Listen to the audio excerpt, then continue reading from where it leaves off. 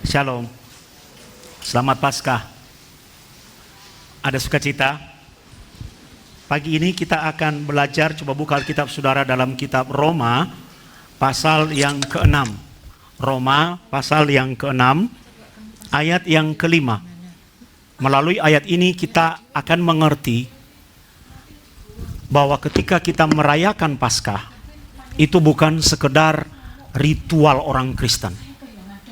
Tapi kita diingatkan oleh Rasul Paulus bahwa ada rahasia besar yang menjadi milik setiap orang Kristen ketika dia merayakan Paskah.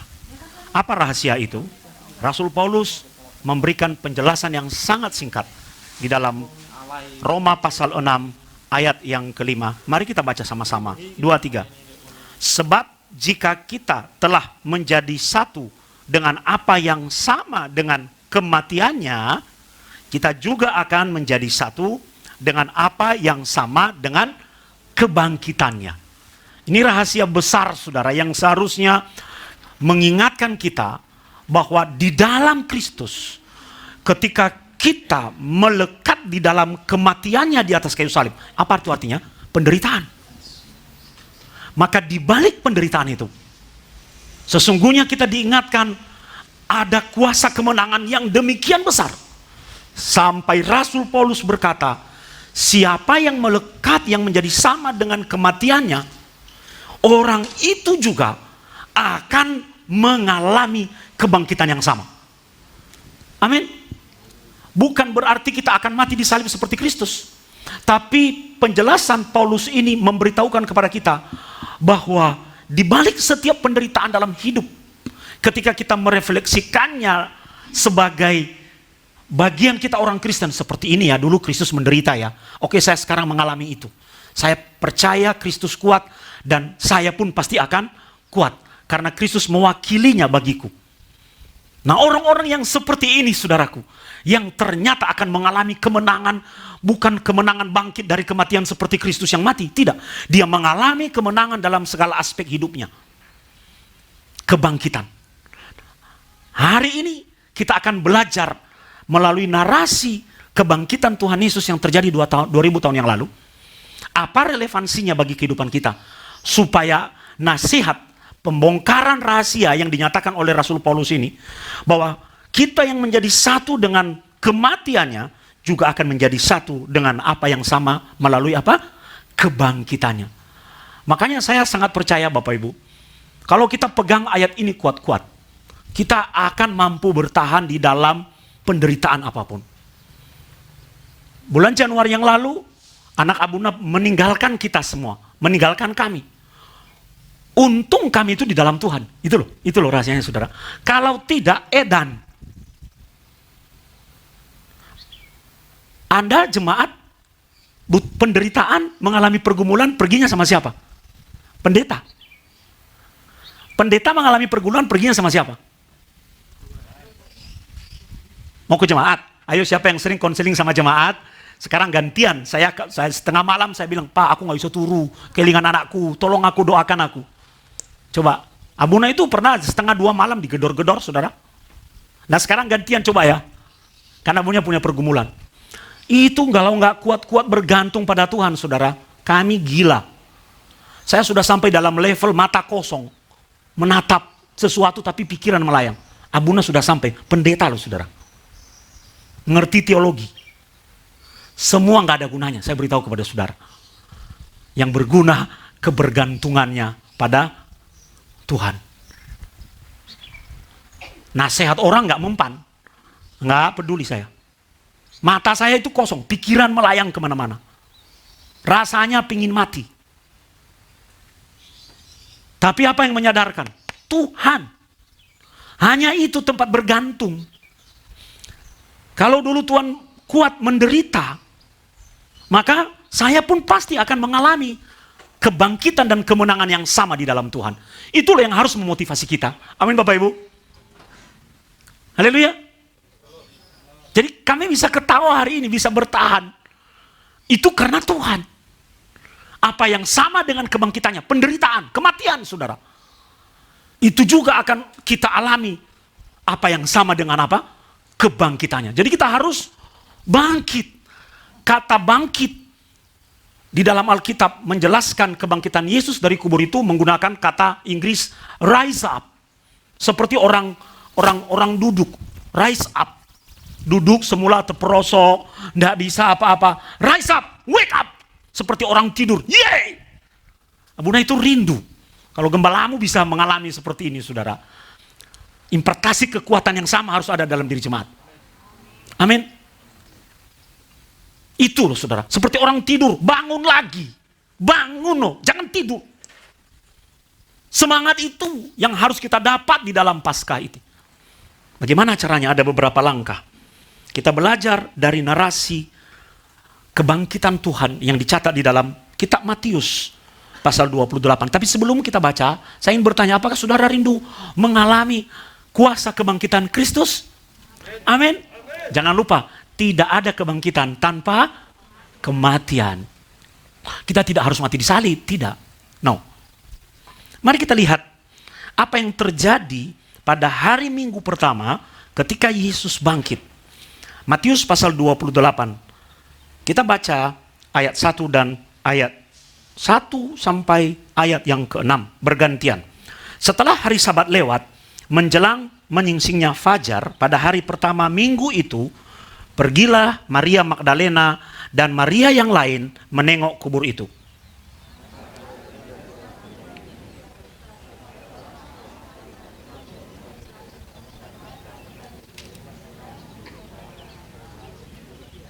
Wajahnya bagaikan kilat dan pakaiannya putih bagaikan salju.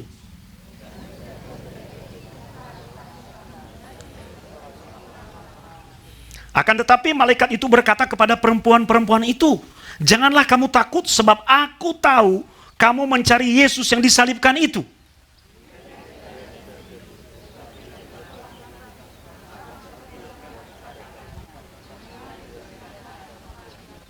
Stop, saudara.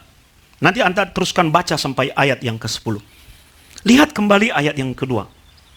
Kuasa kebangkitan kalau dialami oleh anak Tuhan hari ini, maka dia akan mengalami persis sama seperti yang terjadi ketika Yesus bangkit 2000 tahun yang lalu. Apa yang kita alami, saudara? Ini yang menjadi pertanyaan dan jadi pesan Tuhan buat kita di Paskah tahun 2021. Maka terjadilah gempa bumi yang hebat. Itu dulu. Terjadilah gempa bumi yang apa? Yang hebat. Gempa bumi itu apa, saudara? Goncangan. Benar ya? Tanah tergoncang. Kerak bumi bergeser. Badai itu kan goncangan. Masalah itu goncangan. Tekanan, persoalan, penderitaan, kematian, kesedihan, kehilangan. Itu adalah goncangan. Mari kita membangun perspektif yang benar terhadap setiap goncangan yang kita hadapi. Yang kita alami hari-hari ini. Jangan-jangan bahwa goncangan yang sedang kita hadapi dan kita berada di dalamnya adalah cara Tuhan untuk mempersiapkan kita menghadapi sesuatu yang besar. Haleluya. Digoncang dulu. Kalau kita mengaku bahwa kita ini melekat pada Tuhan, itu tidak akan pernah terlihat sampai kita digoncang. Tapi kalau kita sudah digoncang, kita bisa bertahan. Itu membuktikan bahwa kita memang benar-benar apa? Melekat pada Tuhan. Banyak orang-orang tidak kuat di dalam goncangan. Habis. Hilang. Teriak pada Tuhan. Ingat, di dalam penderitaan, Tuhan itu memiliki desain sendiri bagi setiap anaknya. Apa yang Abuna dan Abuni alami tidak akan sama dengan apa yang Bapak Ibu alami. Tapi mari kita belajar. Kemampuan kita, kehebatan kita melekat pada Tuhan hanya akan diuji melalui goncangan. Ngomong tok aku kuat, nggak akan terlihat sampai benar-benar Anda mengalami goncangan itu. Dan di situ akan terlihat bagaimana kekuatan melekatmu pada Tuhan. Kekuatan melekatmu. Bulan-bulan pertama Nova pergi itu, kami tidak bisa tidur setiap malam. Terutama jam-jam dia pergi. 10 menit sebelum dia pergi saya masih telepon. Nak, kamu di mana? Jadi seperti terintimidasi. Coba ya saya jemput dia, gitu. Coba saya bilang kamu jangan pulang, tidur aja. Itulah yang ada di pikiran. Coba ya, coba. Wah, melekat pada Tuhan. Dan ini hanya bisa diuji melalui goncangan. Bapak Ibu, saya mau beritahu kepada saudara pagi ini.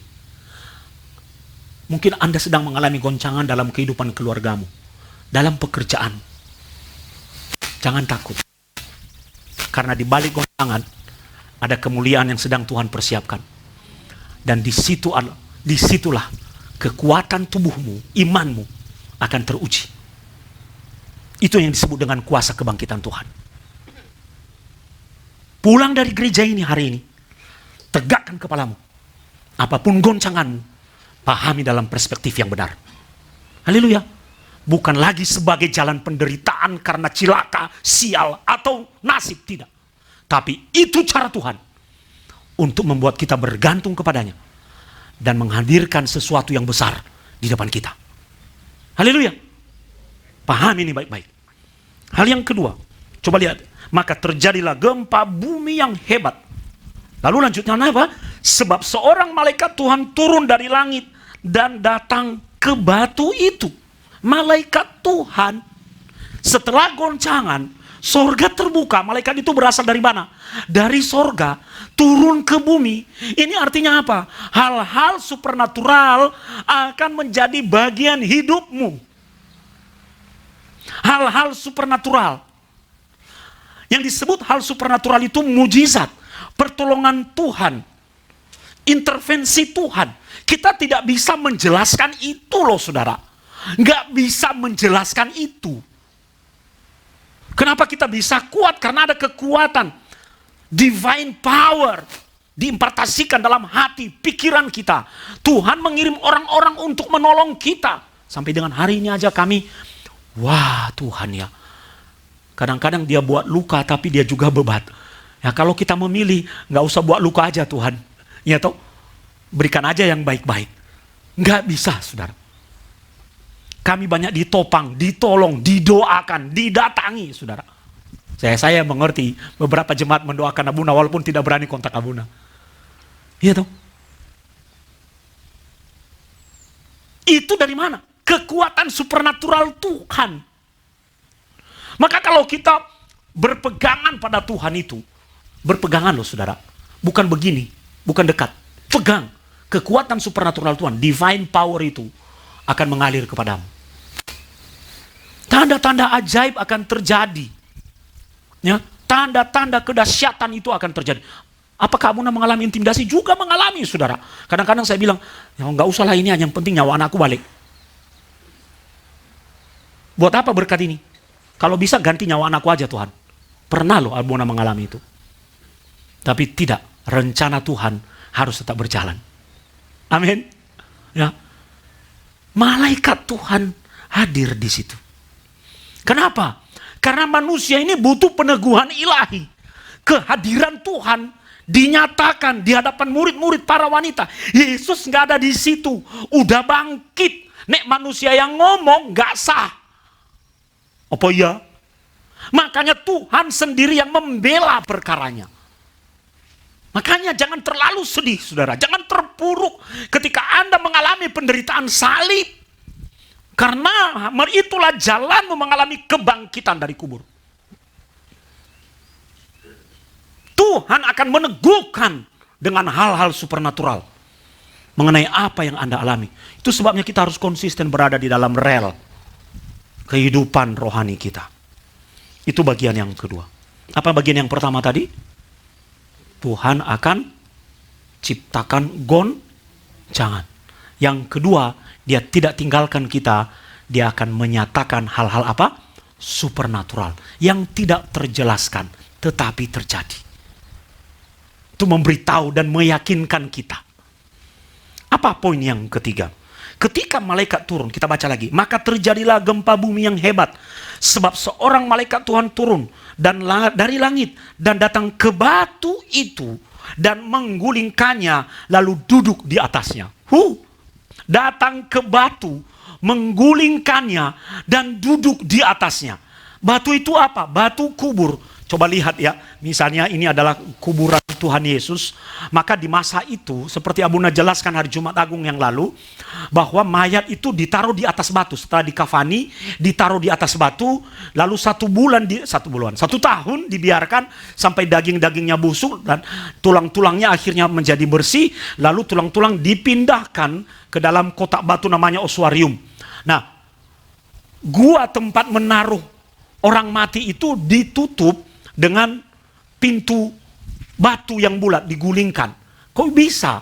Kenapa nggak ditutup, disegel aja? Karena itu bisa digunakan berkali-kali, saudara. Kubur orang Yahudi pada masa itu bukan kubur seperti orang Kristen hari ini. Lubang yang sama nggak bisa lagi, udah ditutup. Karena di dalam gua itu ada banyak ruangan-ruangan kecil tempat menaruh orang mati.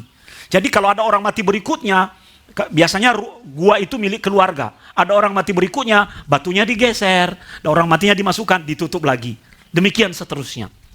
Batu itu menjadi penghalang bagi karya Tuhan, kehidupan yang ada di dalam gua. Setelah 3 hari yang mati di dalam itu keluar. Poin yang ketiga, orang yang mengalami kuasa kebangkitan Kristus, batu penghalang yang ada di depannya yang membuat dia tidak bisa keluar akan disingkirkan oleh Tuhan. Amin. Nah, Abuna suka membayangkan kalau berjalan dan di situ ada hambatan, dan melalui hambatan itu kita jadi nggak bisa berjalan, nggak terhambat, berhenti di tempat. Itulah yang disebut dengan batumu itu. Hari ini coba bayangkan, apa yang menghalangi kehidupan dari dalam gua itu untuk keluar akan disingkirkan oleh Tuhan. Manusia nggak mampu menyingkirkan batu itu. Butuh bantuan dari beberapa tentara Romawi karena batu itu berat untuk menggulingkannya. Tapi lihat loh Tuhan itu. Malaikat menggulingkan itu dengan kuasa Tuhan. Makanya jangan pernah mengandalkan kekuatanmu sendiri. Dan lihat hal yang profetik nyata di dalam kalimat ini. Bahkan malaikat yang menggulingkan batu itu, saudara, duduk di atasnya. Berarti kekuatan ilahi akan mengalahkan hambatan manusiawi. Yang ilahi berada di atas yang natural, yang supernatural berada di atas yang natural. Ini yang dialami oleh orang-orang yang melekat pada kuasa kebangkitan Tuhan Yesus. Batumu apa sekarang yang ada di depan matamu? Yang ada di depan bisnismu, pekerjaanmu, hidupmu, kehidupan ekonomimu, yang menghalangimu. Hari ini dengar berita yang baik dari Tuhan. Kabar gembira. Bahwa ketika Tuhan mengintervensi kehidupan manusia, mengintervensi kehidupanmu, tanganmu melekat kuat-kuat kepada Tuhan, batu penghalang itu akan disingkirkan. Malaikat yang menyingkirkan batu itu bahkan duduk di atas batu itu. Duduk, ngece toh, artinya batu ini nggak ada apa-apanya. Makanya jangan melihat batu itu, Anda geser nggak bisa. Berseru pada Tuhan, Dia yang akan melakukannya bagi kita. Haleluya. Bisa beri tepuk tangan buat Tuhan. Coba lihat ayat yang keempat. Ayat yang keempat. Dan penjaga-penjaga itu, apa saudara? Gentar ketakutan dan menjadi seperti orang-orang mati. Penjaga-penjaga ini siapa? Poin keempat. Orang-orang yang mengalami kebangkitan Kristus di dalam hidupnya bukan hanya akan mengalami goncangan yang menuju pada kebaikan. Bukan hanya akan mengalami hal-hal supernatural. Bukan hanya akan melihat penghalang-penghalang, batu-batu akan disingkirkan dalam hidupnya. Tapi juga akan membuat orang-orang kuat mengalami ketakutan. Siapa orang kuat di kubur Yesus pada waktu itu? Tentara-tentara Romawi. Itu kalau tentara Romawi hadir, saudara, dari jauh saja melihat pakaiannya orang sudah gemetaran, ketakutan. Orang sudah ketakutan. Tapi Tuhan membuat mereka bertekuk lutut. Tuhan membuat mereka ketakutan. Coba lihat di sini dikatakan, dan penjaga-penjaga itu gentar, ketakutan, dan menjadi seperti orang-orang mati. Ada orang pernah bertanya kepada Abuna, Abuna apa resep? Abuna bisa negosiasi pada si A, si B, dan si C. Gampang, gampang saudara. Pegang saja apa kata firman Tuhan. Hati raja berada di tangan Tuhan. Seperti batang air di tangan Tuhan. Dibelok-belokkan oleh Tuhan suka-suka dia. Makanya kalau Anda berhadapan dengan orang kuat, jangan andalkan kekuatanmu. Jangan andalkan kehebatanmu. Tapi andalkan Tuhan. Karena Tuhan yang akan membuat pembelokan di dalam hatinya. Tuhan akan ubah hatinya yang keras menjadi lembut. Tuhan akan membuka pintu hatinya. Tuhan akan membuat dia gemetaran. Tuhan akan membuat dia ketakutan. Tuhan akan membuat dia seperti orang mati. Orang mati itu apa bahasa lainnya di sini, saudara? Pucat. Karena tidak membayangkan bahwa seperti ini yang akan terjadi sebelumnya. Makanya dikatakan, kalau Tuhan di pihak kita. Apa lanjutannya? Siapa lawan kita? Itu, saudara. Itu. Penjaga Romawi, tidak ada yang berani mendekat. Penjaga Romawi berjaga di depan kubur itu. Gak ada yang berani mendekat. Tapi Tuhan yang bekerja. Sehingga mereka ketakutan. Makanya jangan pernah takut terhadap manusia paling kuat sekalipun. Put your trust in God. Karena Tuhan yang maju berperang kepadamu. Abuna ingat waktu Yosua masuk ke tanah perjanjian pertama kali, pintu masuknya adalah kota Yeriko. Kalau Yeriko ditaklukkan, wah terbuka jalan untuk memasuki yang lebih luas. Yosua gemetaran, ketakutan saudara. Kenapa? Karena tembok Yeriko itu lebarnya 18 meter. 18 meter lebar. Tentaranya kuat-kuat. Yosua melihat dari jauh, ini nggak bisa ditaklukkan. Sementara orang-orang yang dipimpin adalah generasi padang gurun. Bukan generasi yang baru lahir di gurun. Mentalitas mereka dalam perang belum terbentuk. Peperangan pertama di tanah perjanjian melawan Yeriko. Kadang-kadang kan kita seperti itu toh. Ingat ketika Goliat berperang dengan Filistin, dengan orang-orang Israel, pahlawan orang Filistin, Goliat. Setiap pagi dan petang dia Goliat menantang seluruh barisan Israel. Goliat badannya apa? Besar, raksasa. Tentara Israel ketakutan. Kadang-kadang kita takut terhadap hal-hal yang besar. Betul ya? Musuh yang besar. Waduh. Wah, sorry Pak. Sorry. Lihat orang-orang yang gagah-gagahan di viral itu. Begitu ditangkap, mengkerat. Lihat itu, mengkerat. Sebelum depan polisi. Maaf. Saudara,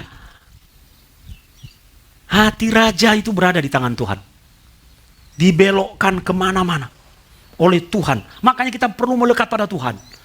Minta pertolongan Tuhan. Minta campur tangan Tuhan.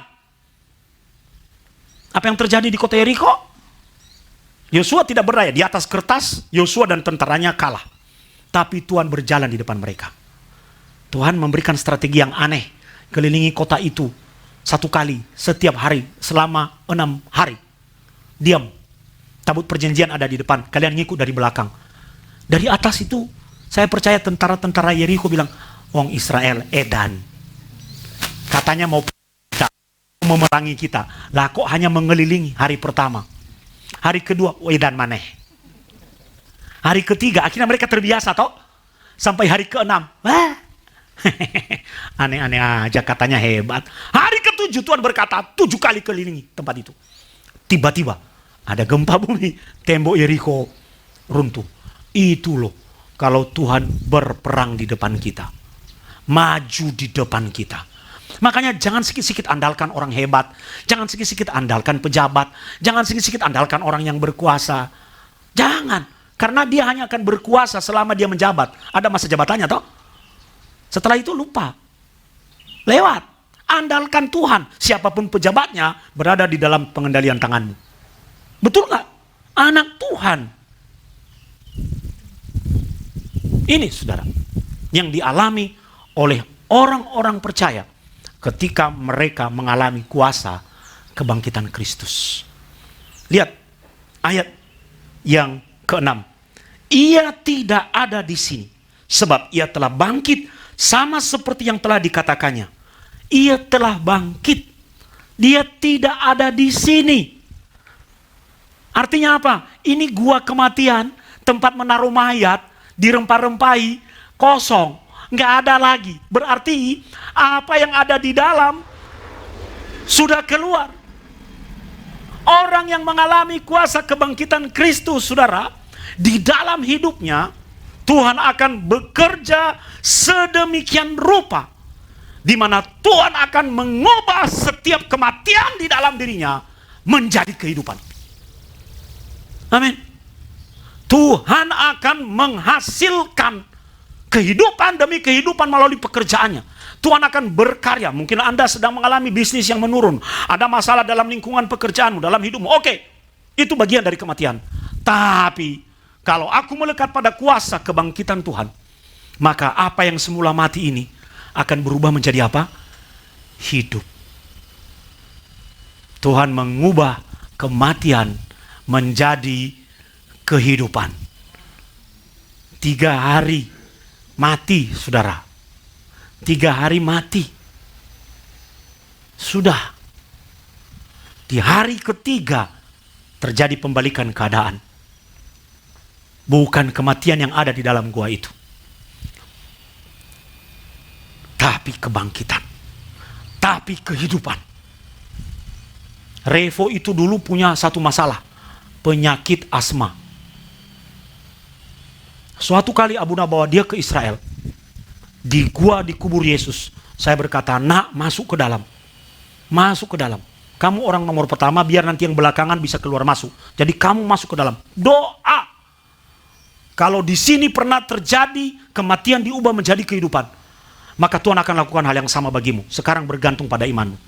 Dia doa di sana, dia tiba-tiba merasa badannya panas, terutama 2 paru-parunya panas. Sampai dia, "Pak, panas, Pak." Biarin, saya tahu itu cara Tuhan, mujizat Tuhan. Panas, Pak. Terus dia nangis sampai umbelnya keluar, saudara. Jangan lihat wajahnya yang sekarang, bayangkan aja wajahnya yang tadi WL keluar umbel. Ya, saya diam aja, Tuhan sedang bekerja. Sejak saat itu paru-parunya sehat, asmanya tidak ada lagi sama sekali. Sekarang dia mulai melanggar, minum es. Dia omelin sama mamanya, "Nak, memang Tuhan sudah menyembuhkan kita, tapi kita harus memelihara dan menjaga karya yang sudah Tuhan kerjakan." Amin. Kurangi es, hidup benar. Ini loh, saudara. Tidakkah saudara rindu mengalami kehidupan dari kematian? Itu hanya karena kekuatan Tuhan. Abuna keluarga bisa mengalami kehidupan itu. Powerful, saudara. Powerful. Tidak bisa dijelaskan, tapi bisa dirasakan. Begini toh Tuhan. Sekarang ini bukan jadi teori. Tapi luar biasa ya, cara Tuhan membentuk hambanya ya. Ngeri loh. Ngeri. Aduh Tuhan. Saya aja hamba muda hampir nyerah-nyerah. Apalagi kalau orang awam. Tapi Tuhan sadarkan, itu batas kekuatanku yang aku berikan kepadamu. Dan aku mengukur kekuatanmu seperti itu. Ya Tuhan, begini aja udah habis-habisan loh Tuhan. Jangan lebih lagi. Jangan lagi Tuhan.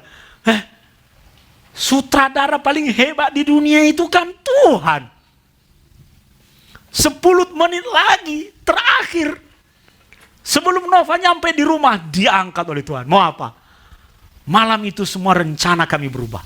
Malam itu saudara, Revo sedang mengisi aplikasi untuk studi lanjut di Taiwan. Kita sudah bicara, tanggal 1 kita sudah rapat. Revo akan pergi studi lanjut, Nova nanti akan kita bukakan pekerjaan. Udah dirancang itu loh. Ya, manusia itu coba lihat. Dirancang. Saya suruh Nova membuat proposal, pengeluaran, persiapan, butuh dana berapa. Revo cari beasiswa, nanti urusan kamu hidup di sana nak, pasti akan Tuhan pelihara kita. Tanggal 3 malam. Semua beres, siap. Dini hari, jam 2.30, semua kehebatan, perencanaan, kepintaran, sistematika manusia bubar. bubar.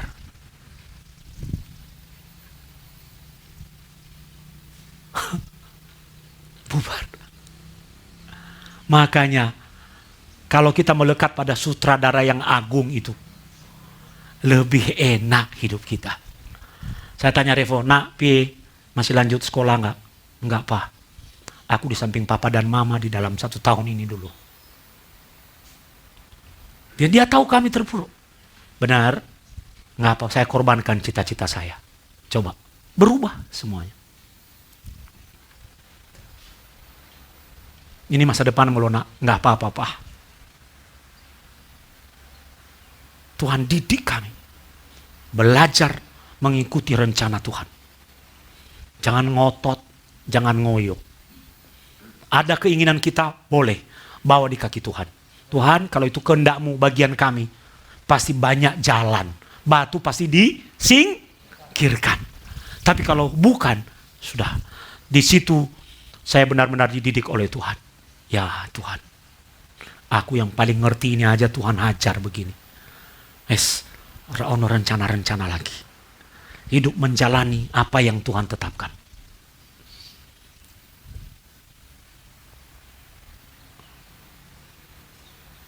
Berubah.